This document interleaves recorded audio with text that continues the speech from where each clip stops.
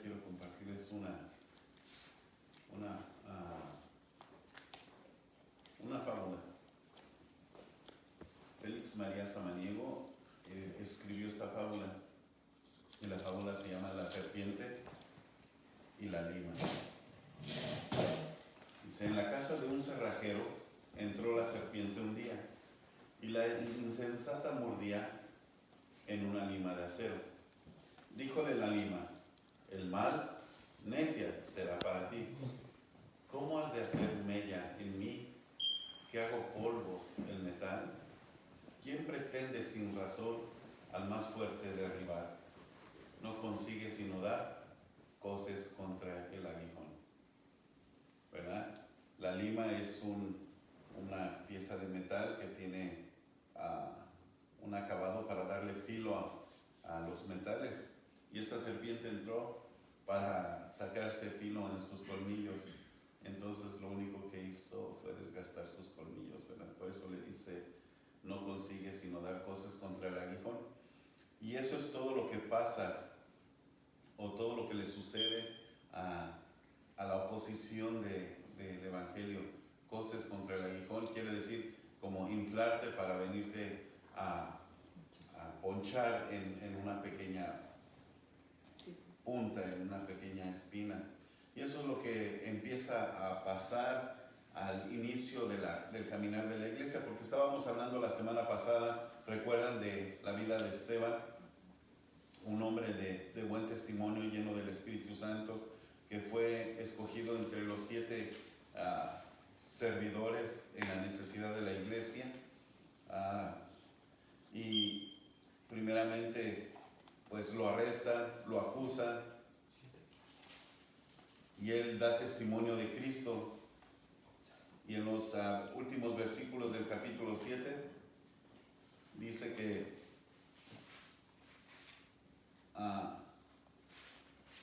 en el verso 54, cuando dice que los religiosos oyeron el testimonio de Esteban sobre Cristo, hablando desde el Antiguo Testamento, de las Escrituras que daban testimonio de Cristo, ahora ellos, después que oyeron, dice el verso 54, oyendo estas cosas, se enfurecían en sus corazones y crujían los dientes contra él.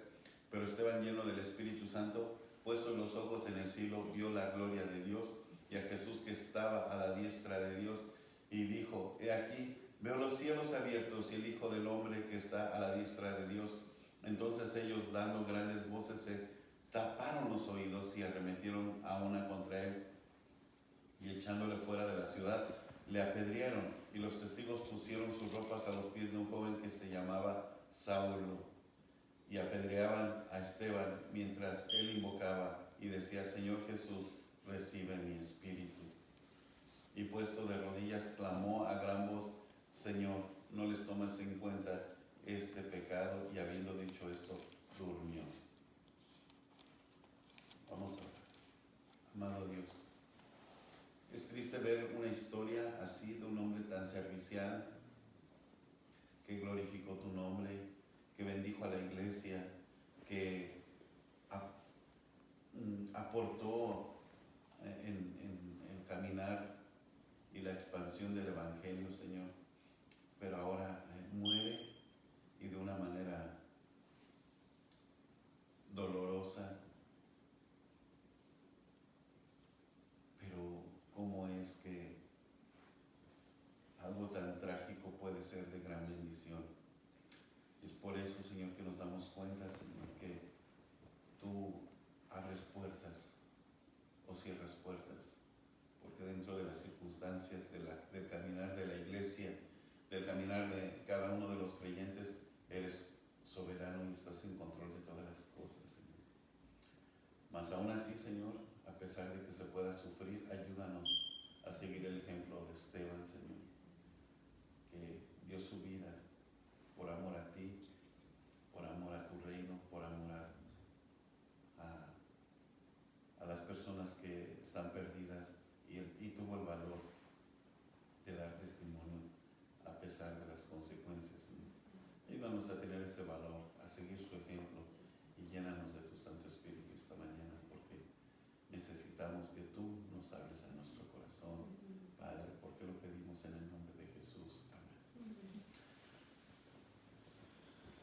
hay puertas que no se pueden cerrar, ¿verdad?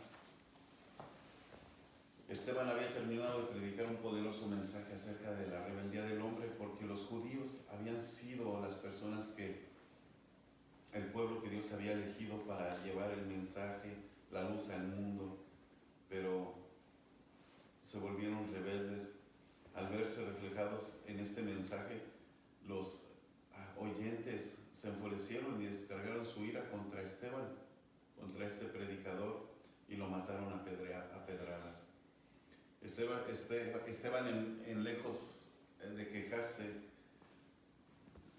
vio los cielos abiertos y al Hijo de Dios a la diestra del Padre.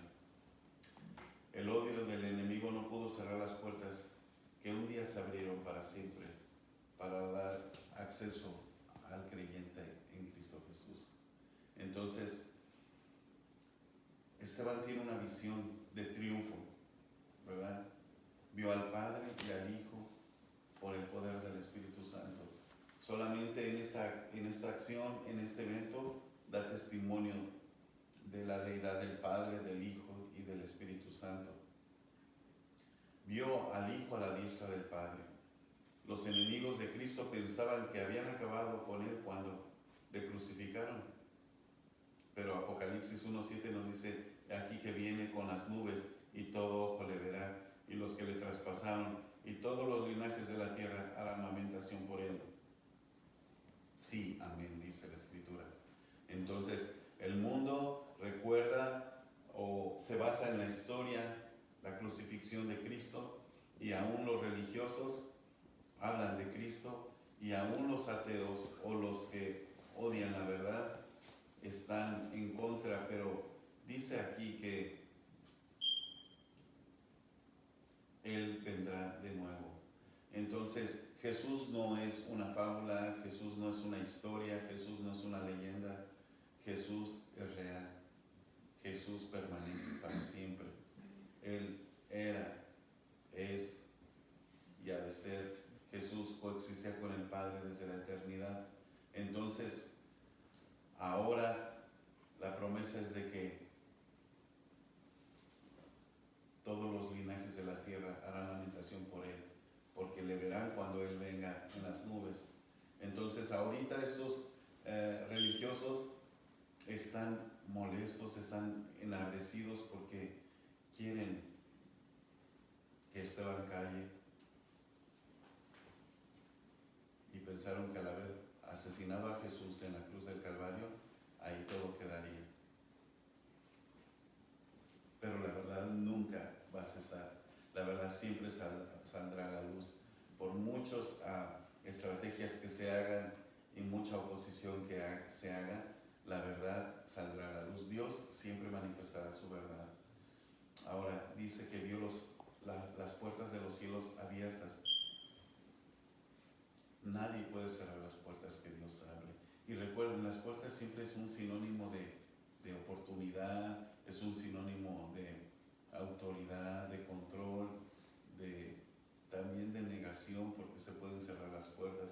Pero aquí, al referirse al cielo, que Esteban está diciendo, vio las puertas del cielo abiertas. Está diciendo que el escritor Lucas está diciendo que hay una oportunidad para la humanidad. Las puertas están abiertas. Recuerden, en Apocalipsis dice que el Señor llama a la puerta, refiriéndose al corazón, ¿verdad? Pero aquí se refiere al reino. Las puertas están abiertas, hay acceso para la humanidad al reino de Dios. Entonces, él las vio. Lucas 13, verso 23 al 25 dice, y alguien le dijo, Señor, ¿son pocos los que se salvan?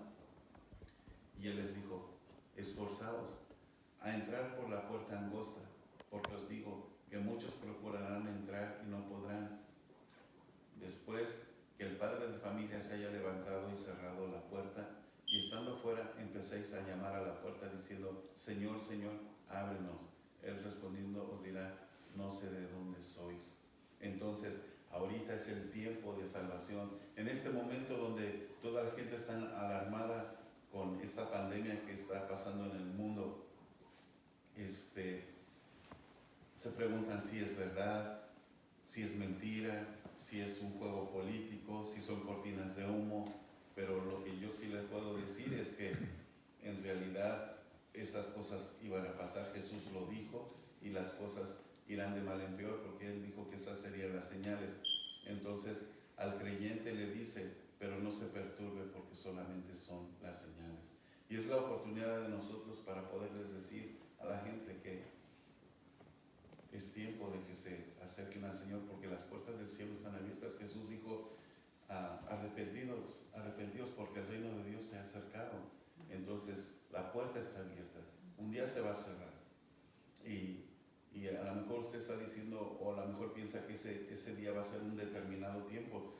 Y sí, lo puede ser en la historia, pero también lo puede ser en su vida, porque a usted ni a mí nos garantiza, o alguien nos puede garantizar que el día de mañana lo podemos vivir y tomar la decisión de entregar nuestra vida a Cristo, ¿verdad? Hay gente que muere sin poder tomar decisiones.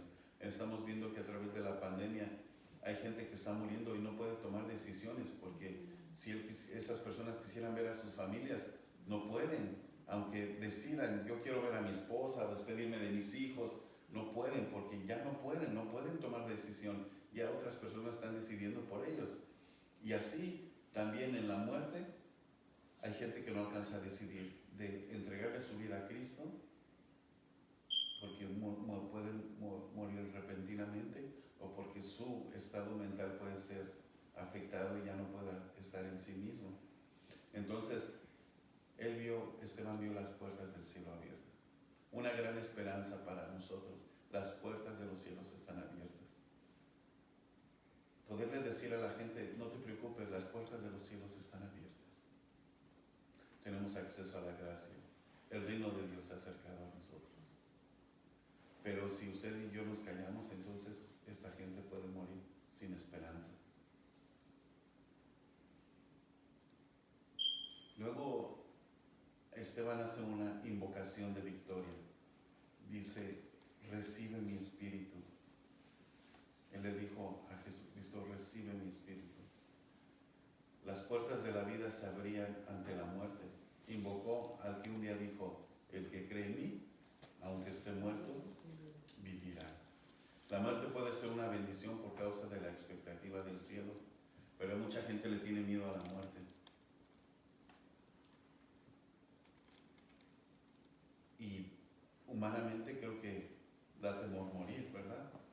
O a lo mejor no da temor morir, a lo mejor da temor morir con dolor. Porque nadie quiere sufrir dolor, nadie quiere padecer dolor.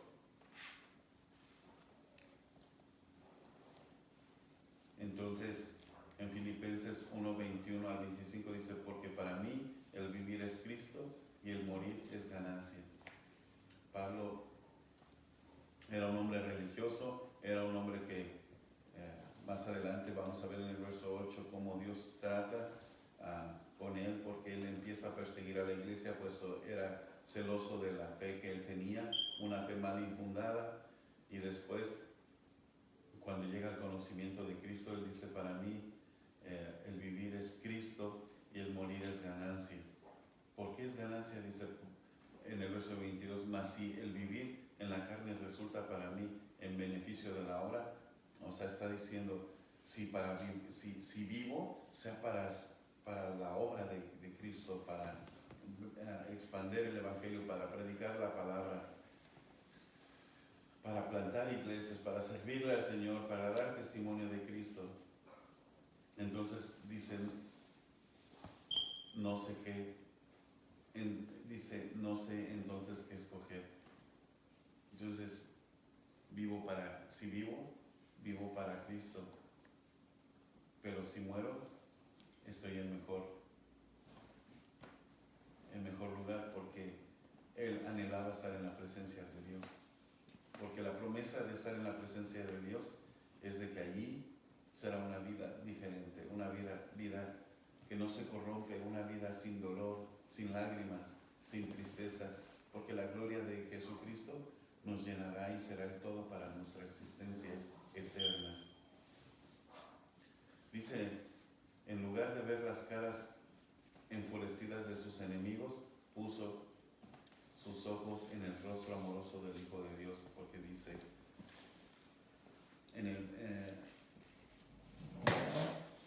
dice en el verso 55, pero Esteban, lleno del Espíritu Santo, puestos los ojos en el cielo, vio la gloria de Dios y a Jesús que estaba a la diestra del Padre. Entonces, dice que puso sus ojos, él vio a Jesús sentado a la diestra del Padre. Es una cosa interesante, hasta en la muerte de Esteban, el ejemplo que nos da de poner nuestra mirada en Cristo. Hebreos 12:2 dice, puesto los ojos en Jesús, el autor y consumador de la fe, el cual por el gozo puesto delante de él sufrió la cruz, menospreciando el oprobio, y se sentó a la diestra del trono de Dios.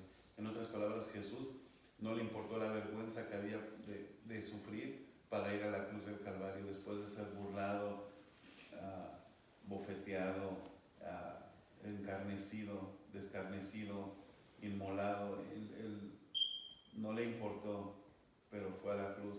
Y la escritura en Hebreos 12:2 nos dice que pongamos nuestros ojos en Jesús.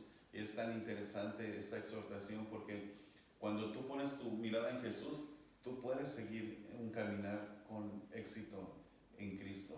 Esto quiero decir que con una fe permanente, porque cuando pones tu mirada en las personas, tú te vas a desalentar, te vas a desanimar. ¿Por qué? Porque los seres humanos somos totalmente imperfectos. Si el ser humano más cabal fallará en al menos una cosa, en al menos una, ¿verdad? Pero sabemos bien que hay tantas áreas en nuestra vida donde podemos fallar porque somos incapaces de poder ser íntegros a una exigencia de un 100% porque no podemos. Entonces, la exhortación que nos hace la Escritura y el ejemplo que nos hace Esteban es de que los creyentes debemos de aprender a poner nuestra mirada en Jesús, porque Jesús no nos va a fallar. ¿O usted cree que sí le va a fallar? No. ¿Verdad que no? Él es fiel, Él es justo, Él es bueno, Él no miente. Entonces, ahí está, en el momento del sufrir, en el momento del dolor, en el momento de la prosperidad, en el momento de la escasez, en cualquier momento debemos de aprender a poner nuestra mirada en Cristo Jesús. Porque aún las cosas buenas nos pueden desviar de Dios. Algunas veces la gente puede acercarse a Jesús porque está sufriendo. Y cuando es prosperada, se olvidan, o viceversa. La gente puede acercarse a Jesús porque le está yendo bien y el día que le falta algo y el día que sufre, blasfema y reniega y dice, ¿por qué me pasa a mí esto si yo te estoy buscando, si yo te estoy sirviendo? Y es por lo que pasa regularmente cuando estamos buscando del Señor o cuando un recién convertido llega a los pies de Cristo, empieza a sufrir y dice, ¿cómo es que ahora que busco de Dios, ahora me están pasando estas cosas? Aún así, en cualquier situación, positiva o negativa, el creyente debe de aprender a poner su mirada en Cristo en todo tiempo, no nada más cuando le vaya bien, o no nada más cuando sean pruebas que son fáciles de soportar. Hay pruebas muy difíciles, muy, muy difíciles, y ahí es donde más debemos de aferrarnos en poner nuestra mirada en el Señor. Eso quiere decir que más anhelaremos tener comunión con Él, más le buscaremos, más nos congregaremos, más oraremos, más tendremos comunión con la iglesia y más anhelaremos su palabra y más desearemos obedecerle. Eso es poner nuestra mirada en Jesús. En estos tiempos de necesidad cualquiera puede decir, hay que aprovechar el tiempo, hay que comprar esto, hay que comprar lo otro, porque los tiempos son malos. No quiero decir que no sea diligente, pero no quite su mirada de Jesús. Porque las circunstancias pueden desviarnos, pueden distraernos y quitemos la mirada de Jesús.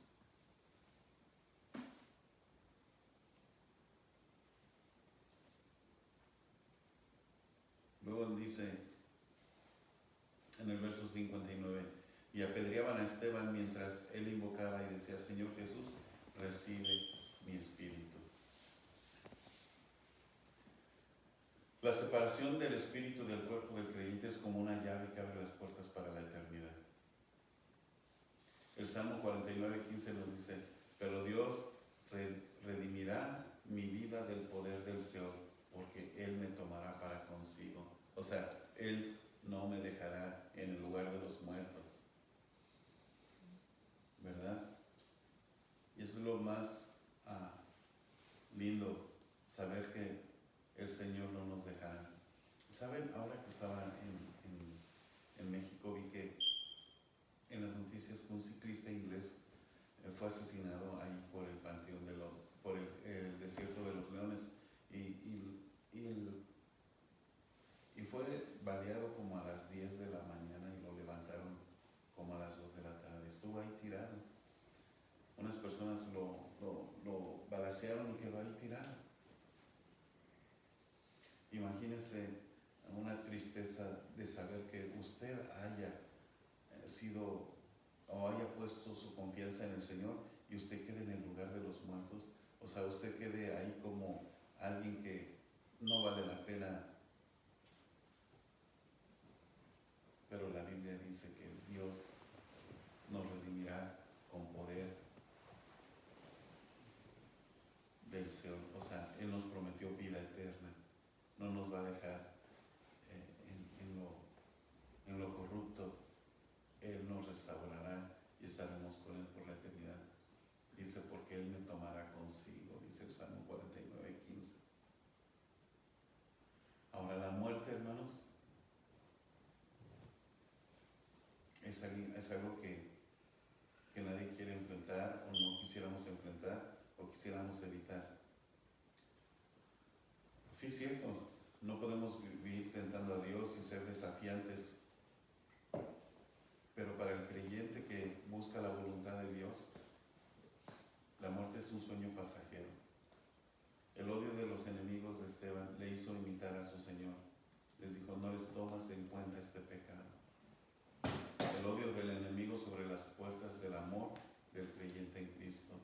Lucas 6, 27, 28 dice, pero a vosotros los que oís os digo, amad a vuestros enemigos, haced el bien a los que os aborrecen, bendecid a los que maldicen y orad por los que os calumnian. Alguien puede decir, ya ves, aquí puedes ver que Dios está mandando que debes de amar a tus enemigos. Esteban estaba siendo apedreado, ¿verdad? Imagínense la escena. Él no fue y les dijo, los amo, ¿verdad? Los amo. La manera en que él practicó el amor de Dios es que oró por ellos. Porque él vio su necesidad, su rebeldía, la falta de Dios en sus corazones. Estaban llenos de religión, estaban llenos de costumbres y de tradiciones y de leyes humanas, o de reglas humanas, pero no se acercaban al Señor. Entonces él por lo que le hicieron, él rogó al Padre que no les tomara en cuenta ese pecado. Y él es el único creyente que registra la Biblia que hasta en su muerte imitó a Jesucristo. Es una lección tan grande para nosotros y que si nos sometemos al Señor la podemos poner en práctica, de perdonar, de orar y de hacer el bien a los que nos han hecho mal, a los que han hablado de nosotros, a los que nos han traicionado, a los que nos han robado, a los que nos han abandonado, a los que han abusado de nosotros. Entonces el creyente tiene el poder para hacer el bien, porque no es una opción. Jesús está mandando al creyente a que perdone. Ahora, amar al enemigo. Ahora, dice al final en el verso 60, y puesto de rodillas clamó a gran voz, Señor, no les tomes en cuenta este pecado, y habiendo dicho esto, durmió. La muerte del creyente es el paso necesario para despertar en la presencia de Dios. Nadie podrá estar en la presencia. Nosotros estamos en la presencia de Dios, porque Dios es omnipresente, ¿verdad? Pero al morir no estamos ausentes de la presencia de Dios. Daniel 12, verso 2 al 4 dice: y muchos de los que duermen en el polvo de la tierra serán despertados, unos para vida eterna y otros para vergüenza y confusión perpetua. Dice el verso 3: los entendidos resplandecerán como el resplandor del firmamento, y los que enseñan la justicia a la multitud como las estrellas a perpetua eternidad. Entonces, el cristiano que muere es como el dormir, porque cerrará sus ojos en esta tierra, en este cuerpo corrompido, pero cuando los abra, los abrirá en la presencia del Señor, y todo habrá sido como un sueño. ¿Se da cuenta? Y en esta ocasión, los que cerraron la puerta temporal de la vida de Esteban, lo único que nunca se imaginaron y lo único que hicieron es que estaban abriendo las puertas de su eternidad, ¿verdad? Le cortaron la vida humanamente, físicamente, y no se dieron cuenta que lo único que estaban haciendo es abriendo las puertas de la eternidad. Entonces, los enemigos de Cristo siempre pensarán que con estorbar la vida del servicio de un siervo del Señor están cerrando las puertas del progreso del Evangelio, de la salvación.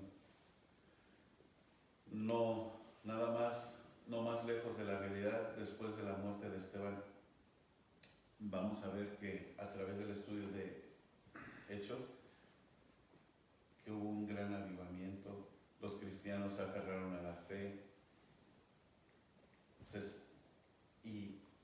y el avance del reino de Cristo sobre la tierra. Entonces, en conclusión, hermanos, hay puertas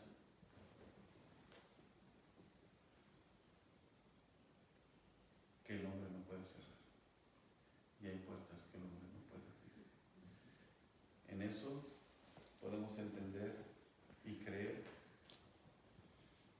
y aceptar y tener gozo de que cuando Esteban vio a Jesús a la diestra del Padre, podemos tener la seguridad del poder de Dios y de su eternidad, porque está en el trono. El Rey tiene poder, tiene autoridad sobre el universo y es eterno. En otras palabras, no hay de qué preocuparse en el aspecto de qué pasará, porque usted y yo tenemos una garantía de estar con el Señor para siempre, en un bienestar eterno, en una armonía con Dios en lo eterno. Así es que mientras pasamos por esta peregrinación en este mundo, poniendo nuestra mirada en Cristo, para que terminemos la carrera, ya sea en vejez o ya sea antes, pero que seamos encontrados o llamados o vayamos a dormir, pero en Cristo. Nuestra esperanza está en el Señor. Amén, hermanos. Amén. Bueno, pues vamos a orar. Amado Dios, aunque Esteban se le cerró la puerta en esta vida, en esas circunstancias se abrieron las puertas de la eternidad delante de ti. Ayúdanos, Señor, a poner nuestra mirada en las cosas eternas, para así como Esteban, que padeció por causa del testimonio de Cristo, nosotros, Señor, podamos vivir por causa del testimonio de Cristo. Porque ahorita no sufrimos persecución y a veces nos despreocupamos y a veces no nos importa lo que pasa. Y parece que es más difícil vivir para Cristo que morir para Cristo. Así es que los que hemos conocido la verdad, los que hemos aceptado su soberanía en nuestros corazones. Ayúdanos, Señor, a vivir para Cristo hasta que estemos en su presencia, Señor. Bendice a cada uno de mis hermanos, de los que están aquí, de los que están en casa, de los que vean este video, Señor. Ayúdales y redarguye sus corazones, trae convicción y paz sobre todo. Señor, llénala de tu Santo Espíritu y pues todo lo pedimos en el nombre de Jesús.